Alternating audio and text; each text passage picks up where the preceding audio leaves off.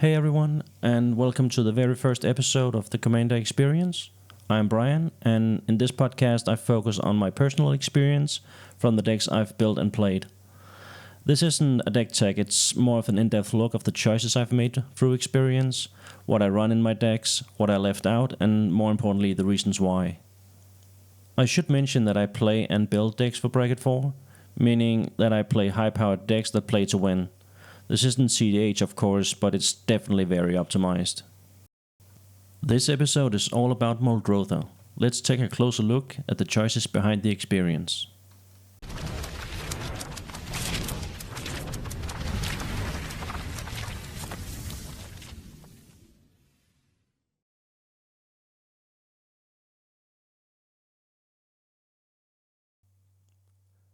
I guess the first question I should really be answering is why Muldrotha? And the short and simple answer would be, she's the commander I got the most experience with. She was my very first commander when I started playing almost 6 years ago, and in that time I must have played 500 games or so. I have seen thousands of cards come and go since I started playing her, and also she's the most enjoyable commander that I have. And for those reasons, I think she qualifies very much for being the first commander that we showcase on this podcast. Okay, before we take a look at the deck itself, I think we should take a quick look at how the deck is actually winning. And there's nothing magical going on here. We're winning through the traditional combo lines, playing Altar of Dementia, Kaya's Ghost Form, Lion's Eye Diamond, which will give you infinite mana and infinite mill, meaning that you're winning by milling out your opponents. You can also get there by using Displacer Kitten with either Lotus Petal or Lion's Eye Diamonds, blinking Muldrotha every time you cast it from the graveyard, generating infinite mana. But you also need some sort of outlet when you use Displacer Kitten. I like to use cards like Jace the Perfected Mind, because it has that -X ability, being able to mill my whole deck, and again, the opponents. You can also use cards like Aftermath Analysts, milling 3 cards, sacrificing it, and with infinite mana you can mill your whole deck that way also, and find the missing pieces.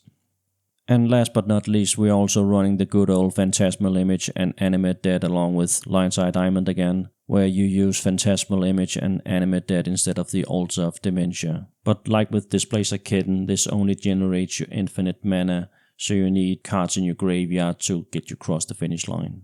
But that is how the deck is winning in the end. I just thought we should take a quick look on how, before we look at the cards that will eventually get you into that winning position. So let's move on to ramp. So ramp is going to be a short topic. I do not run a lot of ramp in my deck, and I guess that is subjective what a lot of ramp is, but I run 11 pieces to be exact. And I know that this can seem counterintuitive since Muldrotha is 6 mana value, but the rest of my deck actually has a pretty low mana curve. Also, the game plan is for us to use value and all the tutors we're running to find Lion's Eye Diamond, which will then provide all the mana we need to win the game. So I do not like to dilute the deck with mana ramp in order for me to have a better chance of finding those key pieces that I need. Despite of this, I have chosen to run both Growth Spiral and Planar Genesis, and I do know you can consider both of them to be ramp, but first of all, they are not guaranteed to ramp you. And second of all, if you don't use them for ramp in the early game, they do provide value in mid to late game. Especially Planar Genesis, which I believe is a bit underrated, provides you with excellent value in mid to late game. Looking at those top 4 cards and selecting the best one is just the kind of utility that you want out of a ramp card. But to get back to the ramp pieces themselves, I actually do only run permanents in my deck as ramp, and there's actually several reasons for this. The first one, being the most obvious one for many, is that you can cast your permanents out of your graveyard with Muldrotha, but that is actually very low on my list on why I'm running them. But especially a card like Mana Vault can provide some value when you have Muldrotha out to get that last bit of mana in order for you to win. But beside that exception, there is just very little chance that you're actually going to use your turn on casting ramp from your graveyard. So why am I running permanents instead of classic ramp card as Nature's Law or Free Wizards? And the first reason is that you can cast Soul Ring and ramp further into Arcane Signet, but you cannot use Soul Ring to ramp into Free Wizards or Nature's Law. But more importantly, and the real reason why I'm running Permanence as ramp, is that I'm running Calling Ritual in my deck, meaning that you can cast your early game ramp to get that bit of value, but at the same time you're pseudo ramping towards casting Calling Ritual mid game. And on average, I've seen Calling Ritual provide you 8 to 12 mana every time, especially when you play in bracket 4. And even sometimes 12 to 16 mana is provided. And with that kind of mana, there's just a real chance that you're gonna win the game on that turn. Provided, of course, that you already have value in your graveyard ready to use when Muldrotha hits the battlefield. And yes, this will of course not happen every game, but sometimes it's just enough value for us to run those permanents. And we do run a lot of tutors as well, so you have a real chance of getting the Calling Ritual when you need it. But yes, those are the reasons why I run permanents as ramp in my deck. But enough about ramp, let's move on to something a little more exciting. Card advantage. Card advantage in Muldrotha is, in my opinion, a balance between self-milling and card draw, and finding this perfect balance has been the biggest challenge for me building the deck over the years. As of this recording, I'm running 8 cards that are drawing me cards and 11 cards that are self-milling me, and I just want to take a quick moment on highlighting those MVPs of this category. First up is Emry, Lurker of the Lock. When she enters, she's milling you 4 cards, and she has the ability to cast artifacts out of the graveyard, so early game she has the ability to setting you up, casting Soul Ring or Mana Vault out of the graveyard, and in the late game when you try to win, she can cast Lion's Eye Diamond out of the graveyard, additional to Muldrotha doing the same, giving you 6 mana in total, setting you up for that winning turn. Second on the list is 6. Giving all of your permanents in the graveyard retrace is turning her into a mini Muldrotha, and in combination with Life from the Loam, which we are also running in the deck, we will have all the lands needed to cast those permanents. It is also worth mentioning that with Lotus Petal in your graveyard, each land in your hand will represent just that, giving you a little bit of extra mana boost. 6 is also milling us free cards on attack, putting a land card from the mill cards into our hand, and by doing so, feeding her own retrace ability. 6's self-milling ability is not the best since she enters with Summoning Sickness, but with that retrace ability, she's more than worth running in the deck. And if that isn't enough for you, she's actually a creature with reach, having a 2/4 body for just 3 mana, so she is a very decent blocker if you need her to be. Third on the list is Founding the Third Path, no pun intended. And while the card itself may not live up to being an MVP, it does come with great utility. Founding the Third Path comes with the Read Ahead ability, so you can cast it for any chapter you need at any given time. You can cast it early game, chapter 1, also casting a Demonic Tutor for free, or you can cast it for chapter 2, milling you 4 cards instantly if you need that, or you can even cast it late game with Muldrotha, reading ahead to chapter 3, casting Intuition out of your graveyard to find those winning pieces.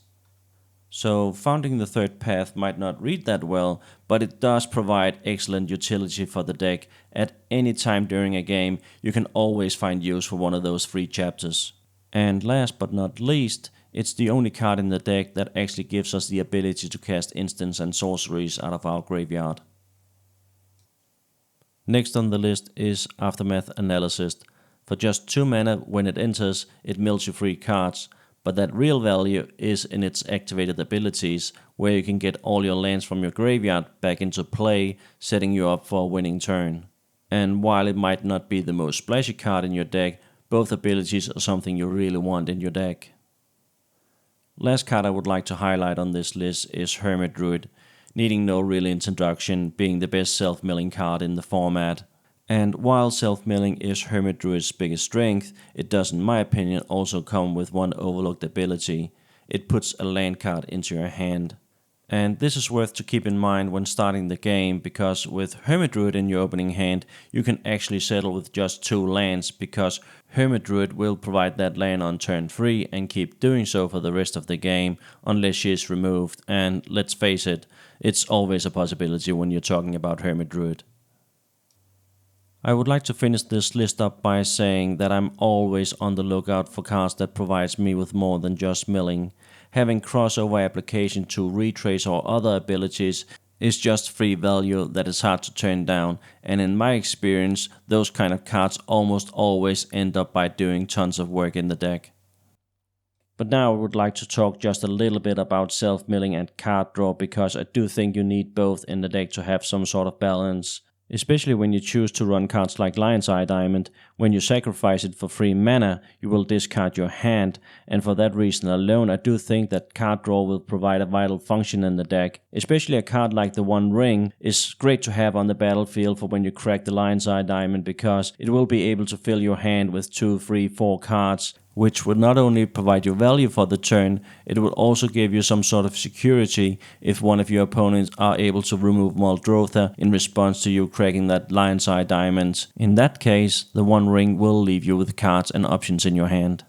And that is really just only one example on how card draw can be just as important as self-milling in this deck. And I know I'm not really reinventing the wheel here when I'm saying that card draw is important, but especially in Muldrotha, you do really need cards that provide self-milling, because that is the bigger value in a deck like Muldrotha. And in my experience, you do need to find that balance between card drawing and self-mill, because they are both equally important. With too much card draw, you're ending up with not enough options in the graveyard, and with too much self-milling, you're ending up with all your cards in your graveyard and not enough cards in hand. So that's why the perfect balance is the key to piloting a Muldrotha deck, in my opinion.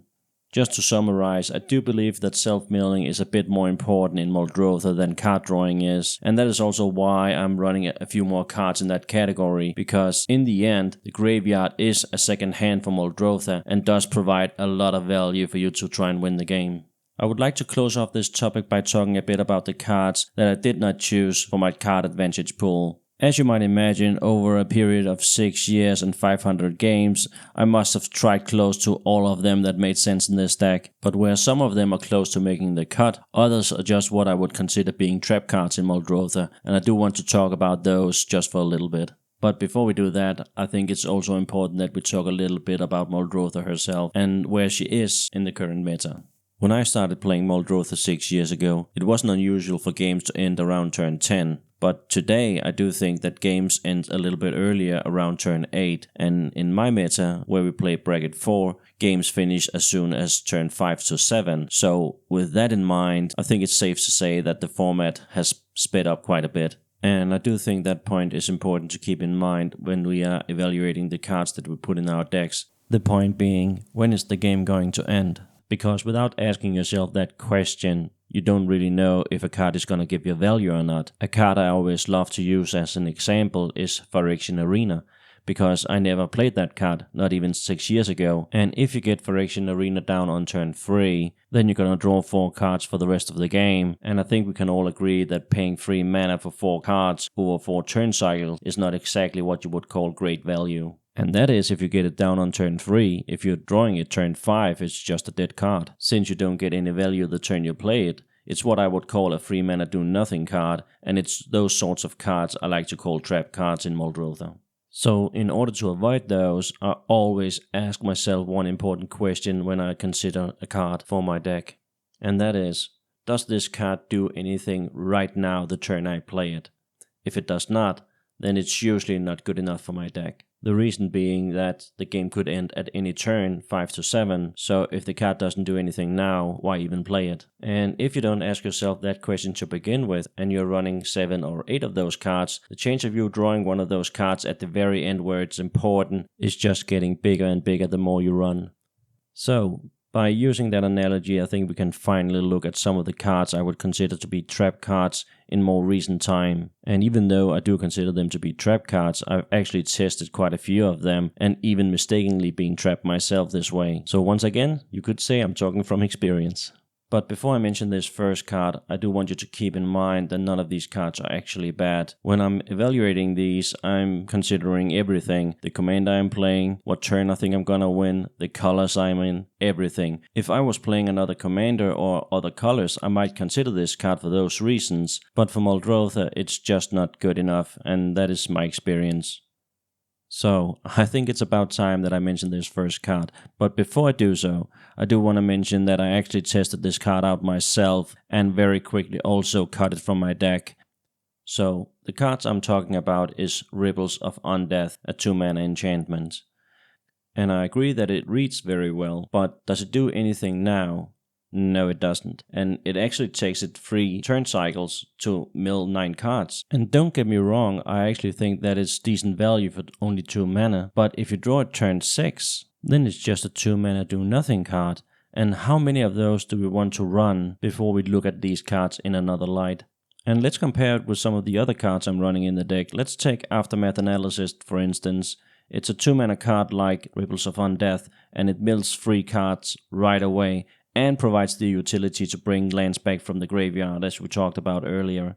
So, it's the same price, but I get the value now, and Ripples of Undeath needs a turn cycle to give me the same value, and needs 2 further turn cycles to give me increasing value. And I could also mention Stitcher Supplier, it's a 1 mana mill free. I could mention Hedron Crab, it's a 1 mana, okay, I need a land drop to mill me free, but it could even mill me 6. And I know these are staples, but there's just so many cards in Sultai colors that provides the value that you need. So, is Ripples of Undeath a good card?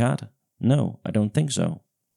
Let's take one last example, and I guess this is a bit of a hot one, and once again I do not say that this is a bad card, because it's not. I just chose to leave it out for most of the same reason that I left Ripples of Undeath out, and that is Mesmeric Orb, because like Ripples of Undeath, it's 2 mana do nothing right now, but you get that exponential value over the course of the game. But if we return to the last example I used, if you draw at turn 6, then I'd rather draw Stitcher Supplier or something else that gives me value now when I'm trying to win the game. And it's like I said, these are not bad cards, they're decent, maybe even good. But if you run only those sorts of cards in your deck and you're on turn 6, then you have no cards left in your deck to save you when you need the value right now. And for those reasons, I choose not to run these sort of cards. I do think you need to evaluate all cards on how much value they're giving you right now, and ask yourself in all phases of the game, am I happy to draw this card? Because when we are reading cards, we are always thinking about Magical Christmas Land. Ooh, if I get this down on turn 1 or 2, then it's just perfect. But Magic doesn't turn out this way, as all of us know. Most of the time, we're gonna draw them at the worst possible time, and this is the reason why I always ask that question. Is this card gonna do something now? And if the answer is no, I'm probably gonna cut it. And in the case of Mesmeric Orb, I also do think that there's a point to be made about you helping out your opponents if they also run a graveyard deck. And in the other end of the scale, there's also a point to be made that if you play a Phaedo Alchemist, then it combos up with Mesmeric Orb and you can infinite mill your deck. And of course, if you choose to run those sort of cards, then there's a reason for you running Mesmeric Orb, but I do not run those cards, and therefore I'm cutting it. But these are the considerations I make when I'm evaluating new cards for my deck, and I think this is a nice place to wrap up Card Advantage. So let's move on and talk a little bit about interaction and protection for the deck. So this topic is also going to be a short one, but I do have a few things that I would like to cover. One of them being using permanence as interaction or removal. Having tried it all and talking from experience, I am not a big fan of this. I do run Malevolent Hermit and Spellskite, but those are my exceptions. Using permanence as removal does telegraph to your opponents what you intend to do, and they will be reluctant on playing those cards. And one could argue that that's a good thing that you're holding them back, but I rather allow them to cast their spells so you can remove them instead. I do find that there's a bigger value in that. I mean, the difference between my opponent having a card in hand because they're holding it back, or it's in the graveyard because it got removed, is quite a big difference in my opinion, because now they have to find a way to get that card back from the graveyard in order for them to play it. So with this in mind, when I'm choosing the cards to run in my interaction category, I do tend to go with instant spells. But when choosing to go with instant speed interaction, I do think a card like Lion's Eye Diamond will factor into that decision. Because when you're discarding your hand, all your spells is ending up in the graveyard, meaning there's no way for you to holding up protection when you're casting Muldrotha if you're using the Lion's Eye Diamond to cast her with. And for this reason alone, I do not run many counterspells. An exception to that rule is Wash Away and Strict Serenade, and what those have in common are they are able to stop my opponents from casting their commander. An added benefit is they're able to stop creatures with big enters the battlefield effects, like Itali Primal Conqueror, which is both seen in the 99 and as a commander in my meta. Another exception to the rule could be Mana Drain, and to be honest, that card has been in and out of my deck, but at the moment of recording this, it's actually not on the list. And there's several reasons for this, one of them being casting it for double blue can be difficult sometimes. Also, the mana curve in bracket 4 is very low, so you're not getting that much mana to begin with. And like other cards, it's just stuck in your hand sometimes, not having a good opportunity to cast it. So for those reasons, I've chosen to leave it out. I think there's also something to be said about keeping mana up on your opponent's turn. Muldrotha is a deck that runs lots of permanents, so you usually want to use your mana on your own turn, not having lots of mana available when you're passing the turn. So for that reason, I'm trying to keep my interaction at 1 mana value, giving me a higher chance to having them available when I need to. There's also an important decision to be made when choosing the correct amount of interaction for your deck, and when I do that, I always revert back to my game plan and ask myself, what turn am I trying to win and how will I get there? I think those are all deciding factors when choosing the amount of interaction in your deck. I have decks when I run very few, and the reason for this are usually that I'm trying to overwhelm my opponents and win before they do. And either I'm going to succeed and win the game, or I'm going to lose the game anyway, because those kind of decks usually don't play that well when you go deep into a game, and not any amount of interaction will change that. And since that's the case, I just like to lean heavily into my game plan and win as early as possible, so by cutting the amount of interaction I run, I'm making room for the cards that support an early win. So keeping that game plan in mind, I know that Muldrotha needs a decent amount of time to set up, and in those cases I like to keep the number of interaction spells in my deck around 10. Also, when talking about interaction spells, I do count removal and protection spells as being part of the same interaction category, because in both cases it's going to cost your opponents a card. Before closing this topic, I would like to circle back to those 2 exceptions I was talking about earlier, Malevolent Hermit and Spellskite. In both cases, they are adding extra utility besides the most obvious one that you are reading at face value. In the case of Malevolent Hermit, when you sacrifice it to counter a non-creature spell, you can cast it over and over again with Muldrotha out of the graveyard, but you can also cast it out of the graveyard using its Disturb mechanic, and when doing so, your non-creature spells can no longer be countered by your opponents. This is giving you a free pass to cast all your important pieces, like Altar of Dementia, Kai's Ghost Form, Lion's Eye Diamond, setting you up for that winning turn. And in case of the Spellskite, its most obvious application is to redirect a removal spell, and while that is value enough, it can also in some corner cases disturb niche mechanics from your opponents. One fun example of this was when I was playing against an ardent Intrepid Archaeologist deck, and when he moves to combat, he may attach any number of auras and equipment he controls to target permanent, but since he doesn't say permanent he controls, I can actually activate Spellskite and steal all those auras and equipment, making it for a fun little interaction. And I have seen many other similar situations where Spellskites are playing more than one role, making it for a real fun card to run in the deck. So, like with the milk cards we were talking about earlier, both of them have crossover applications, giving them additional value. Now I would like to move on and talk a little bit about the game plan using all of the information from this episode. I think a good place to start to talk about the game plan is to talk about when is Muldrotha actually going to try and win the game. And Muldrotha can do so as early as turn 4, but on average it's going to be around turn 5 to 7. Earlier when I played Muldrotha, I usually played her to get some value out of the graveyard during the game, but I actually don't think that's the way to go anymore. I think you only play Muldrotha once, and that is when you're trying to win the game. You really don't want Muldrotha to cost 8 or 10 mana value because you cast her early in the game and she got removed. You really need her to cost 6 so you can afford all the other spells you need to cast out of your graveyard in order to win. And like always, there can also be exceptions to this rule. I had a game where I had the option to cast Muldrotha on turn 2 using Lion's Eye Diamond, and when I discarded my hand, I discarded the Heuristic Study. So when I played Muldrotha, I could cast Lion's Eye Diamond out of the graveyard again, and then I could cast Ristic Study, and this was a turn 2 play. And it's not often your opponents are able to remove Muldrotha on turn 2 because they're busy evolving their own game. So if Muldrotha ends up sticking around, you will have access to 7 or 8 mana on turn 3, meaning you have a real chance to just steal away the game with the right cards in your graveyard, or if you top deck the perfect card. And this is just one example of an exception where you play Muldrotha for value, but you do so in order to try and overwhelm your opponents and go for the win. And even if Muldrotha ends up getting removed in this example, you have a Ristic Study out on turn 2, meaning you're not that bad off and you can just try and overwhelm your opponents with pure value instead. But let's get back to the specifics of the game plan. So to simplify the game plan, you need Muldrotha on the battlefield and the cards you need to win either in the graveyard or in your hand. And we already covered how the deck is winning early in this episode, so those are the main lines. And the rest of the decks are tools to stop your opponents or value pieces for you to find the missing cards you need in order to win.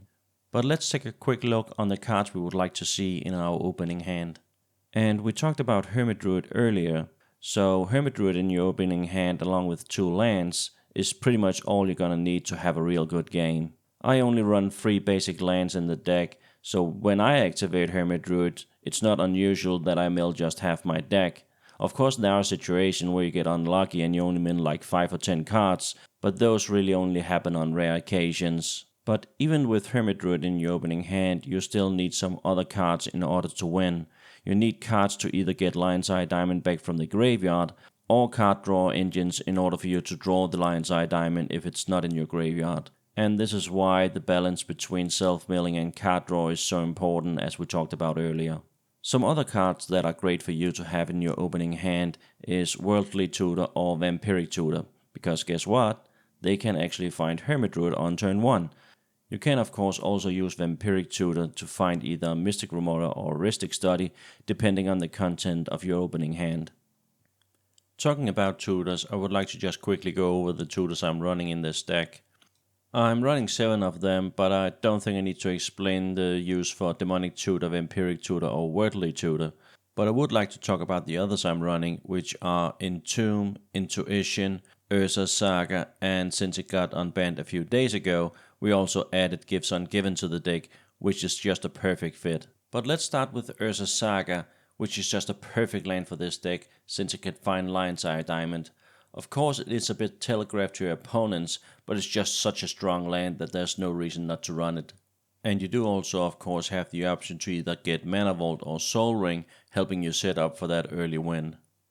Let's move on to Entomb, and like we are running Worldly Tutor to get Hermit Druid turn 1, we are running Entomb to get Life from the Loam in the graveyard turn 1. Of course there are other uses for it mid to late game where it can put Lion's Eye Diamond in your graveyard, but we're pretty much running it to get Life from the Loam as early as possible in the graveyard, supporting 6 and supporting your land drops for the game. The next tutor we will talk about is probably the strongest one in the deck, which is Intuition. Being able to find your 3 best cards in order to win is just such a big value for this deck, and you're pretty much always choosing Lion's Eye Diamond because your opponents will never give you that card in hand. And as far as the other 2 cards go, it really depends on what you have in your hand and what you have in your graveyard, because there's a number of ways you can go. You can get Eternal Witness to get that Lion's Eye Diamond back from the graveyard. You can go and get Animate Dead if you have Displace a Kitten in your graveyard. There are pretty much endless options for you to setting up for a winning turn. And Gifts Ungiven pretty much work the same way as Intuition, it just costs 1 mana more, but you also have the option of only picking 2 cards, which will then definitely go to the graveyard. So let's imagine that you have Animate Dead in hand, it's easy to just find Displace a Kitten on some other creature, and you can just put both of those into the graveyard, setting you up for a perfect reanimation. So Gifts Ungiven may cost 1 mana more, but it does offer some more utility than Intuition does. But that is pretty much our game plan, using tutors and value pieces to set up for a win, and use interaction to buy us time to do so. And with that being said, I think it's time to wrap up this episode. I would like to wrap up this episode by ending with some closing thoughts on subjects that did not fit into any of the other topics. One of them being the strength and weaknesses of Muldrotha. What I personally love about Muldrotha is that she's really a jack of all trades, which means you can really build her any way you like to. You can go Reanimator, you can go Landfall, or even Super Friends if you like to. But I also think that is one of her weaknesses, if you're not careful at least, because it's hard to focus when you have a commander that can take you in every direction, meaning you can end up by putting in a card that supports several strategies. And that's where the focus come in, because you really need to hone down on what your game plan is and what you're trying to do, or else you're just going to be all over the place. So at least for me, the exercise over the past 6 years has been, how do I like to win with this deck, and then put in all the cards that supports that very game plan. An example I could use was in early days of the build, I ran Jace Wielder of Mysteries in case my library ran out of cards, but now I've removed Jace because having a contingency card in your deck means you have one less card that supports your overall strategy. Another example could be that I'm running Aftermath Analyst and Shifting Woodlands, meaning that if I put in Squandered Resources in the deck, then I have an additional way to make infinite mana. And one could argue that, hey, that's only one card, but I promise you when you're dealing with Muldrotha, that list will go on forever. And I actually think when I looked my deck up on Spellbook that it said I had 91 other possible combination if I just put in a few more cards. But in order to obtain all 91 possibilities, I had to put in like 70 cards, and I mean that's a whole nother deck. So the lesson I have learned over the years is keep it simple and make sure all of your cards is supporting the main strategy. Another thing I would like to talk about is permanents versus instants and sorceries, because I think the consensus is that you have to play a lot of permanents in Muldrotha because you can cast them from your graveyard. But even in a casual setting, I don't think it's unreasonable to say you will get Muldrotha out on turn 5, and if it's ending turn 8, how many permanents are you actually going to think that you will cast from your graveyard? Even in bracket 4, if you get Muldrotha out on turn 3 or 4, you're not going to cast that many permanents out of your graveyard unless you go infinite. So that's another lesson I have learned over the years, that I don't have to be afraid of instants and sorceries as long as I have a healthy balance, because there's definitely also something called not enough permanents. Next, I would like to highlight 4 lands that I really love, and they always end up doing lots of work in the deck, them being Cavern of Souls, Mycosynth Gardens, Cephalid Colosseum, and Shifting Woodlands. Well, Cavern of Souls speaks for itself, you really need Muldrotha to resolve when you're casting her. But Mycosynth Gardens taps and makes a copy of an artifact, and you can use this to make a copy of Lion's Eye Diamond, because the Lion's Eye Diamond does not have to tap to sacrifice itself for the free mana, making Mycosynth Garden another free version of Lion's Eye Diamond. Cephalid Colosseum is another one of my favorite lands in this deck. For just 1 mana and sacrificing it, it provides great card selection. An example of this could be when you try to win on an earlier turn and you have no cards in hand due to discarding them to Lion's Eye Diamond. Now you draw for turn, and Cephalid Colosseum can draw your free cards and discard your free cards, giving you the best possible options to get the ball rolling again.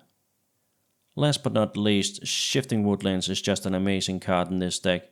Like I talked about earlier with Aftermath Analyst and Squandered Resources, there are ways to go infinite with this land. But while that is an option, I really only use it as utility in my deck.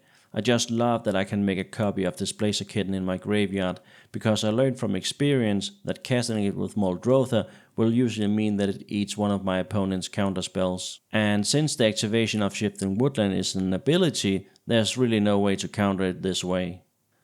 On an ending note, I know I talked a lot about being focused, building for optimization and not play any do-nothing cards. But even I do run a few pet cards, one of them being Euro, Titan of Nature's Wrath. It's probably not good enough in the deck, but I just love that card. And don't get me wrong, it's a strong card.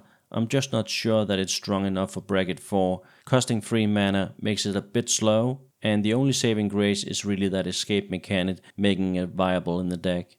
Another pet card of mine is Ashiok Dreamrender, and while its abilities are powerful enough, I don't really run enough creatures in the deck being able to protect it, meaning it costing 3 mana, I usually only get to activate it once and then it dies, and for that reason I don't think it's a perfect fit for the deck. But like I said, even I can't resist playing pet cards, and while it might not sound like it, even this isn't the strongest build of my deck I've ever had. I have run Thassa's Oracle, Demonic Consultation, Tainted Pact, all of it, but I always ending up coming back to what I think is fun, and for that reason even pet cards finds its way into my deck sometimes. and I will always be on the lookout for new cards from new sets and be trying them out in my deck. And I'm a firm believer of the deck is never finished, and neither is the experience.